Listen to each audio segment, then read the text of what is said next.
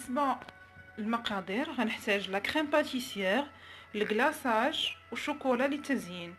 بالنسبه لا كريم باتيسير انا عندي لا كريم باتيسير بودر، خديت منها 2 معالق كبار ديال لا كريم باتيسير بودر، 4 المعالق كبار ديال سكر سنيده، وساشي ديال فاني، ونصف لتر ديال الحليب. بالنسبه للكلاصاج غنحتاج 250 غرام ديال السكر كلاصي، 15 مليلتر ديال الحامض عصير الحامض، و15 مليلتر ديال الماء. بالنسبه للماء اما غيدخل هذيك 15 مليلتر ولا قل على حساب ملي غنكون نخدم الكلاصاج. وغنحتاج الشوكولا للتزيين، الشوكولات اسود للتزيين. نبداو على بركه الله. بالنسبه للعجين المورق كنشري انا هذا الشكل هذا، كيتباع بحال هكا 10 ديال الوريقات وكنثقبوهم مزيان. بالنسبه للناس اللي ساكنين في اوروبا وبغاو يستعملوا العجين المورق كنصح بهذا، استعملتهم بزاف ديال المرات وكيصدق ليا ناجح، اللي هو هذا كيتباع في كارفور على هذا الشكل. الشكر الجزيل للسيده اللي كانت وراتو ليا، راه غتعرف راسها في الفيديو. غنقوم نكمل هاد العجينه اللي بقات ليا في الثقب ديالها، نثقبوها مزيان.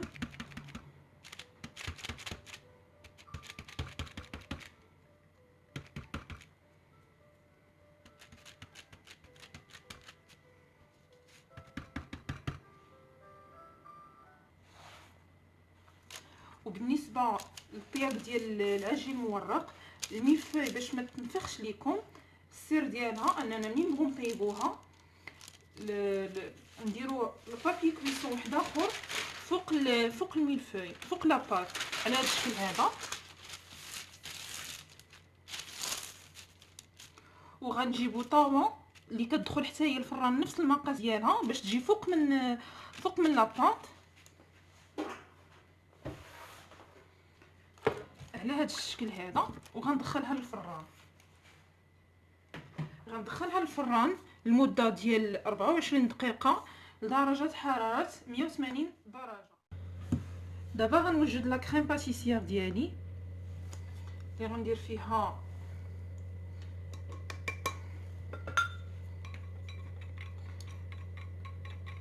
لا كريم باتيسير بودر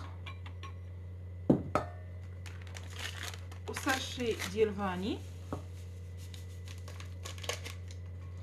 و4 معالق ديال سنيده ونصف لتر ديال الحليب بهذا الشكل هذا. وغنخلط العناصر مزيان حتى تندمج، وغنردها فوق البوطه تغلى. نتلاقاو من بعد ان شاء الله. من بعد ما وجدت الكريم باتيسير كيولي على هذا الشكل هذا. دابا غنحضروا الكلاصاج اللي فيه 250 غرام سكر كلاصي و15 مليلتر الحامض و15 مليلتر ديال الماء. غندير سكر كلاصي، غنضيف عليه الحامض،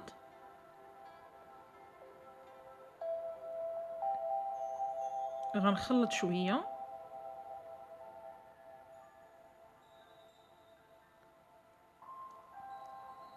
غنزيد شويه ديال الماء حتى نبدا نخلط وغيبان ليا واش غادي يتخص ولا لا.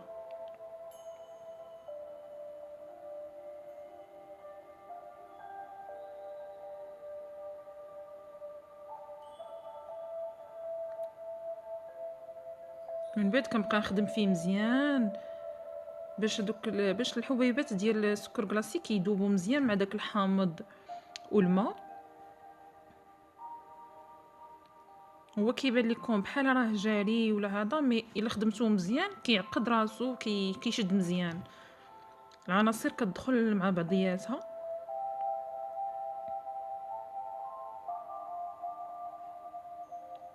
وهذا الكلاصاج صبح جاهز على هذا الشكل.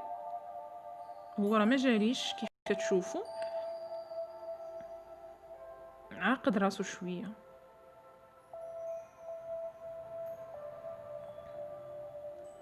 بعد ما طابت لينا لاباط فيتي ديالنا غنقطعوها، لانني انا غنمونطيها انديفيديوال. غنقطعها بموس اللي غيكون فيه سنينات اللي كنقولوا ليه منشار.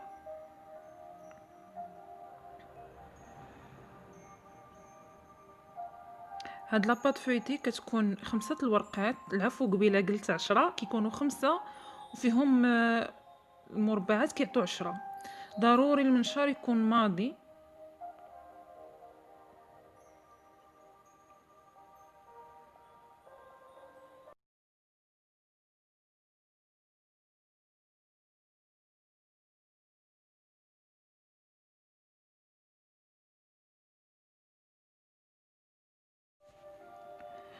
دابا غنمونطيو الميلفوي.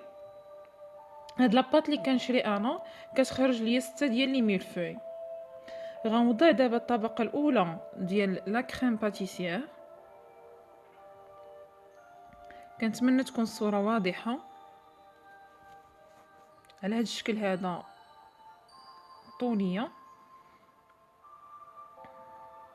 غنوضع الطبقه الثانيه ديال لاباط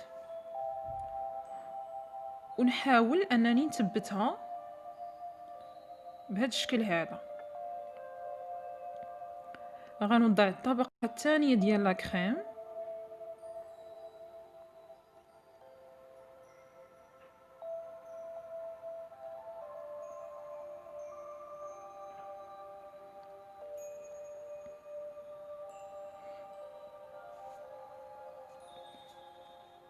وغندير الطبقه الثالثه ديال لاباط ونثبتها حتى هي.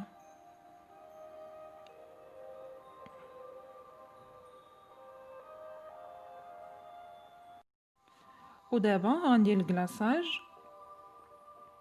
كيف كتشوفوا كيجي شاد راسو. غنحاول نوزعو على نفس المستوى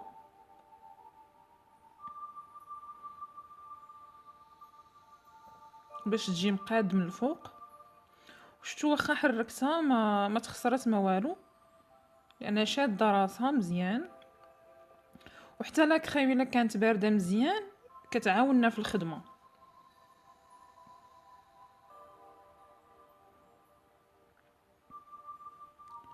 دابا غندوز المرحله ديال الشكلاط.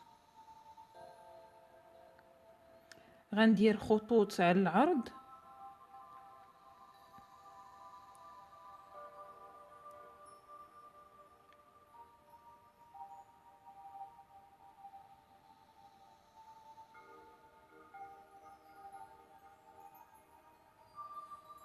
على هذا الشكل هذا.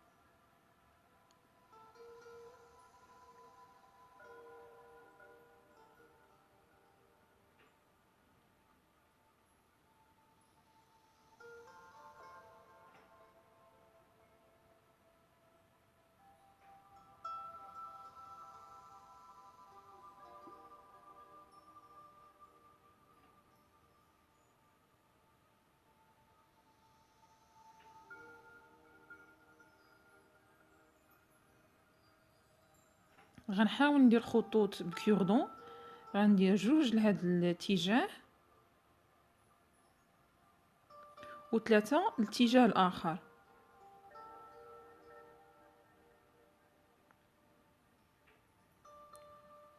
وغنحاول نمسح الاطراف باش تكون الملفيه مقاده.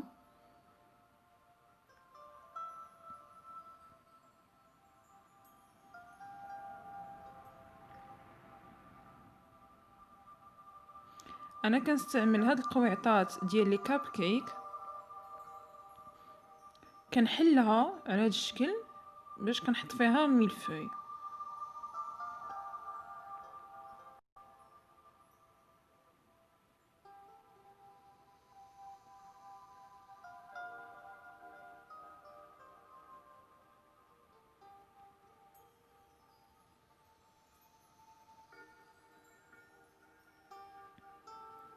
وهذه هي الميلفوي ديالنا، كتجي على هذا الشكل هذا.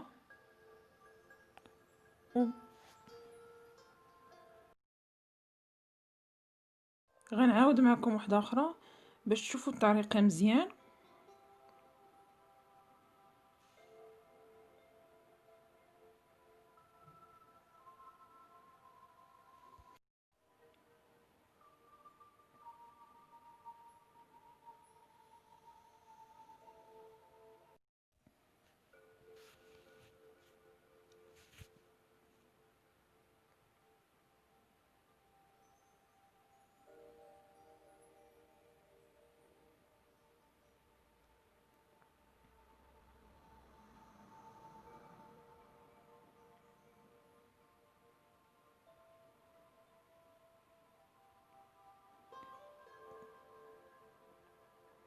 كنحاول نثبتها مزيان على هذا الشكل هذا باش كتشد راسها.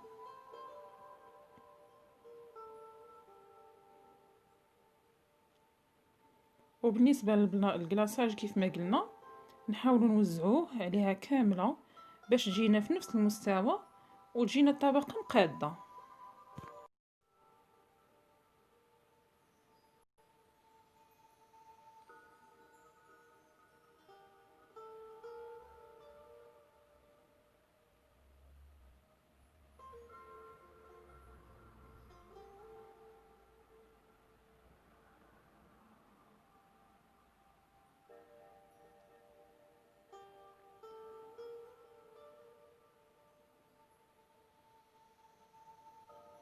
كيف قلت غندير الخطوط جوج لهذا الاتجاه وثلاثه للاتجاه الاخر، وغنكونوا حصلنا على الملفاي هكا